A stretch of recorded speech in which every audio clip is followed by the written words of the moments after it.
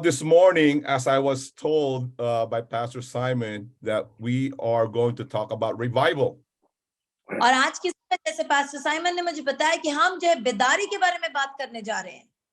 You know, here in the US, there has been a lot of talk about revival. और अमेरिकी देश में बहुत ज्यादा बेदारी के बारे में लोग बात कर रहे हैं. It is sweeping across the US. और वो अमेरिकी के उस देश के चारों ओर जो फैल रहा है. You probably heard not too long ago what happened in Kentucky. और आप सब लोगों ने सुना होगा कुछ दिनों पहले जो कंटकी में हुआ. And there is a revival going on in that place. और उस जगह पे उस क्षेत्र में जो है एक बेदारी होती जा रही है.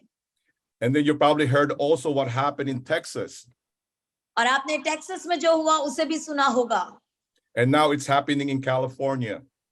और अब ये जो है कैलिफोर्निया में हो रहा है. I really do believe in the last days, God will continue to pour out his spirit. और मैं आशा करता हूँ, विश्वास करता हूँ कि अंत के दिनों में परमेश्वर अपनी आत्मा को उंडेलेगा करके उसने वायदा किया है. If we remain open to God, God will continue to pour out his spirits upon us. और अगर हम परमेश्वर के लिए अपने हृदय को खुला रखेंगे तो परमेश्वर जरूर अपनी आत्मा को हमारे जीवन में उंडेलता रहेगा. It is God's will that we should be empowered by his Holy Spirit. और ये परमेश्वर की मर्जी है कि हम उसकी पवित्र आत्मा के द्वारा सशक्त किए जाए.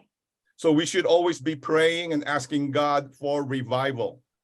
इसीलिए हमें हमेशा प्रार्थना करना और परमेश्वर से हमेशा मांगते रहना है बेदारी को. So now I just want to talk to you what revival is. और मैं आपके बीच में ये बताना चाहता हूँ कि मैं बेदारी का मतलब क्या है वो समझता हूँ जो मैं आपको बताऊं. I think sometimes when we talk about revival, we are looking at the outside expressions rather than inside transformations. और कई बार जब हम बेदारी की बात करते हैं तो हम बाहरी तरीके से दिखावे को हम सोचते हैं, ना कि आंतरिक परिवर्तन को. I do believe revival is a transformation. मैं आशा करता हूं कि बेदारी जो है एक परिवर्तन है. It's about changing one's life. और वो हमारे जीवन का परिवर्तन है. The word itself suggests something being revived. और बेदारी यानी ना जागृति, वो शब्द हमारे अंदर एक जागृति को, जीवन को लाता है. So when I look at revival, I look at attitude being changed. और जब मैं जागृति को देखता हूँ, बेदारी को, तो मैं सोचता हूँ कि पहला हमारा नजरिया, हमारा तरीका बदले. Behavior being altered. हमारा जो भावना है, हमारे जो व्यवहार है वो बदलने पाए. Mind being transformed. हमारा दिमाग जो है वो परिवर्तित हो जाए. And soul being conformed in the image of Christ. और तब हम जो है परमेश्वर के स्वरूप में अपने आप को निश्चित कर पाएंगे. Of course, we can easily assume that when there is an outpouring of the Holy Spirit, revival is happening. और हम हमेशा इस बात को पहचान सकते हैं कि जब परमेश्वर की पवित्र आत्मा को भरपूरी से उंडेला जाता है तो वहां बेदारी है करके. Right away, we look at what is happening externally, especially when physical healing is taking place or an evil spirit is being cast out. और जब हम देखते हैं भौतिक रीति से कि अगर एक चंगाई हो रही है शारीरिक रीति में, या फिर दुष्ट आत्मा ग्रस्त के अंदर से दुष्ट आत्माओं को भगाया जा रहा है पवित्र आत्मा की भरपूरी की वजह से. I do believe all these are possible to happen when revival is taking place. और मैं आशा करता हूँ कि जब बेदारी होती है तो ये सब चीजें होती हैं. However, I believe that the ultimate objective of what we call revival is to bring people to God to be transformed in mind, soul, and spirit. लेकिन अगर नजरिया देखा जाए बेदारी का तो सबसे मुख्य है कि परमेश्वर के पास लोगों को आना है, उनके दिमाग, उनकी आत्मा, उनका प्राण जो है वो परिवर्तित होना है. And when they are being revived, it will cause them to hunger and thirst for God on a deeper level. जब लोग जागृति को पाएंगे तो उनके अंदर एक प्यास, एक भूख होगी और आत्मिक जीवन के प्रति. So when this happens in the life of the believers or followers of Christ, it moves them to have a deeper passion to love God. और जब ऐसा होता है विश्वासी या मसीह के पीछे चलने वाले लोगों के अंदर, तब वो परमेश्वर की दया से भर जाते हैं. and to have a deeper burden and concern for the lost and dying world. और उस जागृति के बाद उनके अंदर जो है खोई हुई आत्माओं के प्रति और ज्यादा अधिक बोझ और ज्यादा अधिक उनके अंदर प्यास आ जाती है, which compels them to go and preach the gospel to all nations. जिसकी वजह से वो बाध्य हो जाते हैं कि वो सारे देश में जाकर प्रभु के सुसमाचार को प्रचार करें। Pastor Gounder mentioned earlier that I have been part of the Assemblies of God for many years. और पास्टर गाउंडर ने पहले ही बताया कि मैं असेंबलीज ऑफ गॉड में बहुत ही सालों से जो पासवान रहा, And we call ourselves Pentecostals. और हम अपने आप को पेंतिकोस्टल बुलाते हैं। But I rather called ourselves people of the Spirit possessed by the power of God. लेकिन मैं अपने आप को परमेश्वर के वो लोग जो परमेश्वर के द्वारा ग्रस्त है करके बोलूंगा। I say this because I am a firm believer that when we are possessed by the Spirit of God, supernatural powers follow us. क्योंकि मैं ऐसा बोलूंगा, जब हम पवित्र आत्मा द्वारा ग्रस्त होंगे तो अपने आप अप्राकृतिक कार्य चिन्ह चमत्कार हमारे जीवन में होने लगेंगे। We are empowered by the Holy Spirit to perform signs and wonders in Jesus' name. और यीशु मसीह के नाम से हमें प्रभु ने अपनी सामर्थ दी है कि ताकि हम चिन्ह और चमत्कारों को करने पाए। When we are empowered by the Holy Spirit, जब हम पवित्र आत्मा के द्वारा सामर्थ को पाएंगे, we have the power to heal the sick and cast out evil spirits. तब हमारे पास ये सामर्थ होगी कि हम बीमारों को चंगा करें और दुष्ट आत्मा ग्रस्त को जो छुटकारा दें। And we have the power to proclaim deliverance to the captives in the name of Jesus Christ, our Lord and Savior. और हमारे पास ये सामर्थ होगी कि यीशु मसीह के सामर्थी नाम से हम जितने लोग बंधुआई में उनको छुटकारे के लिए बोल पाएंगे। Now, I mention that because often we associate the works of the Holy Spirit manifesting in the lives of the believers as a sign of revival. और कई बार हम सोचते हैं पवित्र आत्मा को विश्वासियों के साथ जोड़ते हैं कि उनके जीवन में वो चिन्ह या चमत्कार करे करके। And let me just mention that this is very important for us to remember as pastors and as believers. और ये मैं आपको बताना चाहूंगा, जैसे हम विश्वासी हैं और जैसे हम पासवान लोग हैं यहाँ पर, Revival can take place not only with groups of Christians gathering together in times of prayer or in times of worshiping God. और बेदारी जागृति केवल विश्वासी या एक झुंड मसीह लोगों के बीच में जब वो इकट्ठा होकर प्रार्थना करते हैं उस समय आएगी, ऐसा जरूरी नहीं है। Revival can happen also with an individual Christian desperately seeking the move of God in his or her life. बेदारी जागृति जो है एक व्यक्तिगत रीति से भी एक मसीह व्यक्ति के जीवन में हो सकता है जो अकेले प्रभु की खोज कर रहा हो।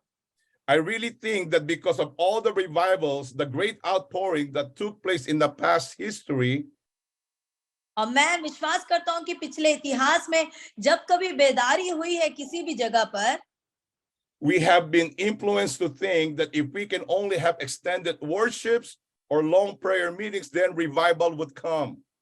और तब वहां पे अगर लंबी आराधना चली हो या फिर वहां पे लगातार लोग प्रार्थना कर रहे हो तो जरूर उस क्षेत्र में एक बेदारी को हम देख पाते हैं। Yes, revival may take place during extended worship or prayer meetings. और इसीलिए हाँ जरूर है कि एक लंबी आराधना या फिर एक लंबी प्रार्थना सभा के द्वारा भी बेदारी शुरू हो सकती है। But we need to be reminded that it is God, the one who initiates revival. लेकिन हमें ये याद रखना है मेरे प्रियो कि परमेश्वर वो है जो इस बेदारी की शुरुआत करता है, वही है जो इसका शुरुआत करता है। When we pray with expectancy. जब हम प्रार्थना करते हैं अपेक्षा के साथ प्रार्थना करते हैं। But we cannot tell God what to do. लेकिन हम परमेश्वर को नहीं कह सकते कि क्या करना है प्रभु करके। We can definitely ask the Lord to do what we desire, but it must be done according to his will for his glory. हाँ, हमेशा हम परमेश्वर से पूछ सकते हैं, कह सकते हैं कि हाँ प्रभु जी मेरी इच्छा ये, लेकिन हमेशा प्रभु की मर्जी उसकी महिमा के लिए पूरी हो करके हमारी प्रार्थना होनी चाहिए। Isaiah chapter 57 verse 15 says, यशायाह 52 उसका 15 वचन ऐसे कहता है, For thus says the one who is high and lifted up. 57:15 Yeah, Isaiah 57:15. क्योंकि जो महान और उत्तम और सदैव स्थिर रहता है Who inhabits eternity, whose name is holy. और जिसका नाम पवित्र है, I dwell in the high and holy place. वो यूं कहता है, मैं ऊंचे पर और पवित्र स्थान में निवास करता हूं, And also with him who is of a contrite and lowly spirit, और उसके संग भी रहता हूं जो खेदित और नम्र है, to revive the spirit of the lowly and to revive the heart of the contrite. कि नम्र लोगों के हृदय और खेदित लोगों के मन को हर्षित करूं। I don't think that there is a certain formula to have a revival. और मैं ऐसा नहीं कहूंगा कि एक फॉर्मूला है जिसके द्वारा बेदारी आ सकती है। However, I am convinced that revival happens और लेकिन फिर भी मैं इस बात से स्पष्ट हूं कि बेदारी तब आती है when we humble ourselves before God, जब हम अपने आप को प्रभु के आगे नम्र करें, when we are broken in our spirit, और जब हमारी आत्मा में हम टूटे हुए हों, and when we are hungry and thirsty for the move of God. और जब हम परमेश्वर के उस उपस्थिति के लिए भूखे और प्यासे हों। And let me just say one by one according to these 3 points that I just mentioned. और इन 3 पॉइंट के बारे में जिसे मैंने अभी बताया उसका मैं एक एक करके स्पष्टीकरण करूंगा। We humble ourselves before God, 2 Chronicles chapter 7 verse 14. और दूसरा इतिहास उसका 7वां अध्याय 14 वचन के अनुसार हम अपने आप को परमेश्वर की उपस्थिति में दीन करें। If my people who are called by my name humble themselves and pray and seek my face and turn from their wicked ways, then I will hear from heaven, I will forgive their sin and heal their land. और दूसरा इतिहास उसका 7 अध्याय उसका 14 वचन इस प्रकार कहता है कि यदि मेरी प्रजा के लोग जो मेरे कहलाते हैं दीन होकर प्रार्थना करे और मेरे दर्शन के खोजी होकर अपनी बुरी चाल से फिरे, तो मैं स्वर्ग में से सुनकर उनका पाप क्षमा करूंगा और उनके देश को ज्यों का त्यों कर दूंगा। Pride is what keeps us away from God. और घमंड हमें परमेश्वर से दूर रखता है मेरे प्रियो। Our sin and sinful nature like to cling to us. और हमारे साधारण पापों को परमेश्वर साफ करना चाहता है। Although we have been set free by Jesus Christ, यहाँ तक कि हम प्रभु यीशु मसीह के द्वारा छुड़ाए गए हैं, sin tries to dominate and take control of our lives. हम देखा मसीह को हमारे जीवन में वो उस पर कब्जा ले और हमारे जीवन का नियंत्रण ले। This is the reason why we need to humble ourselves before God. और यही कारण है कि हमें अपने आप को प्रभु के आगे दीन करना मेरे प्रियो। Ask for his forgiveness. और जैसे उसकी पाप क्षमा की वजह से। And turn from our wicked ways if we want to see revival to happen. अगर हमें बेदारी को देखना है तो अपने बुरे मार्गों से, बुरी युक्तियों से हमें फिरना है मेरे प्रियो। Only by humbling ourselves before God, और केवल अपने आप को प्रभु के आगे नम्र करने के द्वारा, that we can hear what he has to say to us. हम तभी प्रभु की आवाज को सुन पाएंगे जो वो हमसे कहना चाहता है। So humbling ourselves before God always is very important. और इसीलिए परमेश्वर के आगे अपने आप को नम्र करना हमेशा हमारे लिए बहुत जरूरी है। As followers of Christ, we must continue and must always humble ourselves before him. और प्रभु यीशु मसीह के चेले होने के नाते, उसके पीछे चलने वाले होने के नाते हमें हमेशा अपने जीवन में नम्र रहना है मेरे प्रियो। We must always have that attitude. हमारे अंदर हमेशा यही एक चरित्र होना चाहिए। If we want to see God move in a special way among us. अगर हम चाहते हैं कि प्रभु विशेष तरीके से हमारे द्वारा हमारे बीच में कार्य करे तो हमें सबसे पहले नम्र होना है। The second point that I want to point out is that we have to be broken before God. दूसरा पॉइंट जो मैं आपको बताना चाहता हूँ वो ये है कि हमें प्रभु के आगे टूटे हृदय के साथ पाया जाना चाहिए। Psalm 51 verse 17 says, the sacrifice you desire is a broken spirit. You will not reject a broken and repentant heart, O God.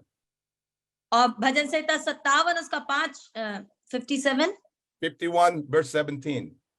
और 51 भजन संहिता 51 और उसका 17 वचन इस प्रकार कहता है कि टूटा मन परमेश्वर के योग्य बलिदान है, हे परमेश्वर, तू टूटे और पिसे हुए मन को तुच्छ नहीं जानता। We know that only through prayer and power of the Holy Spirit the chain can be broken.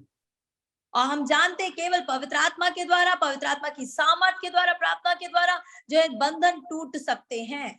And only through prayer and the power of the Holy Spirit that captives can be set free. और केवल प्रार्थना और पवित्र आत्मा की सामर्थ के द्वारा जो बंधुआई में रहते हैं उनकी जंजीरें टूटकर वो छुटकारा पा सकते हैं। And those who are in bondage can be released by the power of God in Jesus' name. और परमेश्वर की सामर्थ के द्वारा जो ऐसे बंधनों में है वो जो है उस छुटकारे को पा सकते हैं। And this is the reason why that we not only humble ourselves before God, but we need to be broken in order for God to answer our prayer. और यही कारण है, इसलिए ना हमें केवल नम्र होना है, लेकिन हमें प्रभु के आगे टूटे हुए पिसे हुए होकर जाना है ताकि हमारी प्रार्थनाओं का उत्तर मिल सके। If we have family and friends who are in bondage of any sin, अगर हमारे पास परिवार के सदस्य या मित्र हैं जो किसी पाप के बंधन में पड़े हुए हैं, we must come to God in humility and humbleness and with a broken spirit. हमें प्रभु के आगे दीन और नम्र होकर टूटे हुए मन के साथ आना है। Because when we are broken, God can flow through us and fill us with his power. क्योंकि जब हम टूटे हुए होंगे तो परमेश्वर हमारे अंदर कार्य कर सकता है और हमें अपनी सामर्थ से भर सकता है। So as Christians, we must have that attitude of brokenness. और इसलिए मसीह होने के नाते हमारे अंदर वो टूटे हुए हृदय का एक व्यवहार होना चाहिए। And when we come to him with a broken spirit, जब हम उसके पास टूटे हुए मन के साथ आएंगे God is pleased. तो परमेश्वर प्रसन्न होता है। And the last thing that I want to share is that about revival is that we need to be hungry and thirsty for the move of God always. और हमें आखिरी बात जो मैं आपके बीच में बांटना चाहता हूँ कि परमेश्वर की उपस्थिति के लिए हमें भूखा और प्यासा होना चाहिए हमेशा प्रभु के सम्मुख में। Psalm 63 verse 1 says, a psalm of David when he was in the wilderness of Judah, O God, you are my God. Earnestly I seek you. My soul thirsts for you. My flesh faints for you, as in a dry and weary land where there is no water. और भजन संहिता 63 उसका पहला वचन दाऊद का भजन जब वह यहूदा के जंगल में था। हे परमेश्वर, तू मेरा परमेश्वर है, मैं तुझे यत्न से ढूंढूंगा। सूखी और निर्जल ऊसर भूमि पर मेरा मन तेरा प्यासा है, मेरा शरीर तेरा अति अभिलाषी है। Unless we are thirsty and hungry for God, we will never be satisfied. और जब तक हम प्रभु के लिए प्यासे और भूखे ना होंगे, हम तृप्त ना किए जाएंगे। If we want to seek the Lord अगर हमें प्रभु को खोजना है and be filled with his Holy Spirit and power, और उसकी सामर्थ, उसके पवित्र आत्मा से यदि हमें भरना है, we need to hunger and thirst for him. हमें हमेशा उसके लिए भूखे और प्यासे रहना है।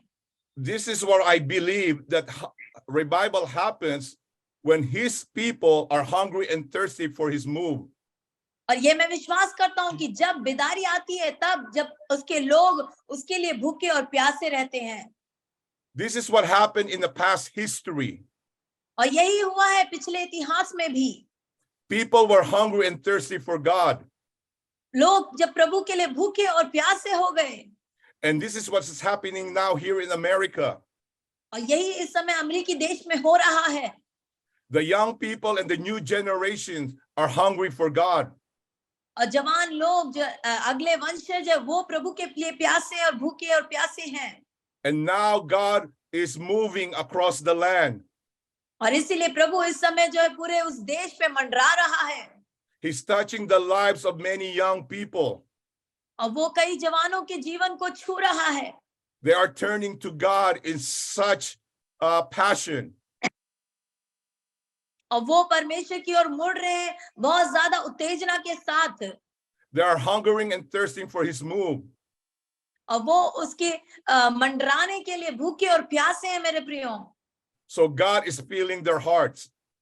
और इसीलिए परमेश्वर उनके हृदय को महसूस कर रहा है। And now we are seeing revival happening. और अब हम देखते हैं परमेश्वर की बेदारी को होते हुए। And now these young people are hungry for God more and more. और अब जैसे ये जवान और अधिक प्रभु के लिए भूखे हैं। Now they have passion to go all over the world to preach the gospel of Jesus Christ. और वो प्रभु यीशु मसीह के सुसमाचार को सारे संसार भर में प्रचार करने के लिए तैयार हैं। Now they are having a deep passion to walk with him. और उनके अंदर जो है बहुत ज्यादा एक उत्तेजना है कि वो प्रभु के साथ चले And to do what God has called them to do. और वो कार्य करने के लिए जो परमेश्वर ने उन्हें बुलाया है, जिस कार्य को करने के लिए। And this is exciting in the lives of Christian people today. और आज के मसीह लोगों के जीवन में ये सचमुच एक उत्तेजना की बात है। And not only here in America, but all over the world. और केवल इस अमेरिकी देश में नहीं, लेकिन संपूर्ण संसार भर में। We Christians, we need to be revived at all times. हम मसीह होने के नाते हमें हमेशा जागृत रहना है। So that we will go under the power of the Holy Spirit, ताकि हम पवित्र आत्मा की सामर्थ के द्वारा बाहर जा सके, proclaiming the gospel of Jesus Christ. और यीशु मसीह के सुसमाचार को हम प्रचार कर सके। That's what we are called to do. और इसी के लिए प्रभु ने हमें बुलाया है मेरे प्रियो। So we have this great opportunity, और इसलिए हमारे पास ये महान मौका है, wherever we may be, हम कहीं पे भी क्यों ना हो आज, not only in America, not only in India, not only in Australia or some part of the world, we have the opportunity to preach the gospel. और चाहे केवल हम अमेरिकी देश में हो या भारत में हो या ऑस्ट्रेलिया में या किसी भी देश में आप क्यों ना हो, हमारे पास आज ये मौका है कि हम प्रभु के सुसमाचार को प्रचार करें। To always proclaim the name of Jesus Christ. हमेशा प्रभु यीशु मसीह के नाम को हम बयां करें और बताएं, Because only Jesus Christ can set the captives free. क्योंकि केवल यीशु मसीह ही जो लोग बंधुआई में हैं उन्हें छुटकारा दे सकता है। And we need the power of the Holy Spirit. और हमें पवित्र आत्मा की सामर्थ चाहिए। Every day, हर एक दिन, every moment, and every second of our lives. हर एक घड़ी, हर एक क्षण हमारे जीवन में। Well, I just want to say thank you again for having me to share that to you. I know maybe it's short.